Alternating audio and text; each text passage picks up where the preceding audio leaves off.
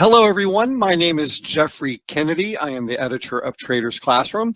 Welcome to today's live event. We have a lot of people in the room.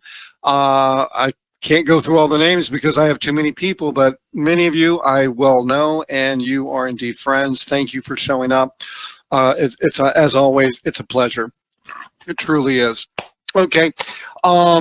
Well, let me go ahead and get started. And really today's topic, it's one that I get a lot of questions about, and I enjoy answering the questions about this particular question, primarily because it's one of the better questions I actually get. And that is, how do you begin, or how do you start with a price chart and a wave count? Okay, you've read the book, you know the routine, you understand the 5 core patterns. If maybe you're a little bit intermediate in your education, or maybe a bit more advanced in your education of the Elliott wave principle, then you understand, say, some of the variations and complexities of the wave principle. For example, running flats, expanded flats, running triangles, Fibonacci relationships within structure. But there comes a point where you kind of have to leave the classroom, and so you're armed with all this knowledge, and now we're starting to look at open, high, lows, close price charts, such as this blank chart of Navistar International. So the question I often receive again is, where do I begin? How do I start? Sometimes the questions are, do I just start the wave count at the beginning of the year? Do I have to go back 3 or 4 years? Do I have to go all the way back to, say, for example, when Navistar first started to trade, whenever that was, hold on, that was back here in, say, the early 70s. Do I have to go back all the way to the beginning and work through all this mess, all these patterns, all these waves, to kind of get an idea of what's going on right now? So that's what today's topic is, essentially, how to establish a working wave count. So I'm going to give you some tips and tricks on what I do, or some of the things that I recommend or teach my students. And for example, one tip or trick is to begin at an extreme high or an extreme low.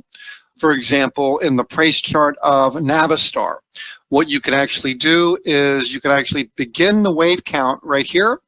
That's an extreme low, certainly the last low within the current decline. Or you can actually begin the wave count working down from the extreme high here back in early 2018. Or you can actually begin the wave count over here. But the key thing is, with this approach, what I'm doing is I'm wanting to begin the wave count from an extreme low or an extreme high, or vice versa. It doesn't really matter. Now, as you can see in this example here, if we begin the wave count from the 2016 low, it seems to me to be a very nice impulsive structure. Waves 1, 2, 3, 4, and 5. Okay, well, with 5 waves up, what happens? Well, once a 5-wave move is complete, we see a retracement or correction that pushes prices back into the price territory of the prior 4th wave, most often ending near its terminus. That's simply the guideline of depth of corrective waves, which would essentially, whenever we're making this high back in, say, late 2017, early 2018, our focus is to the downside as we look for a corrective structure.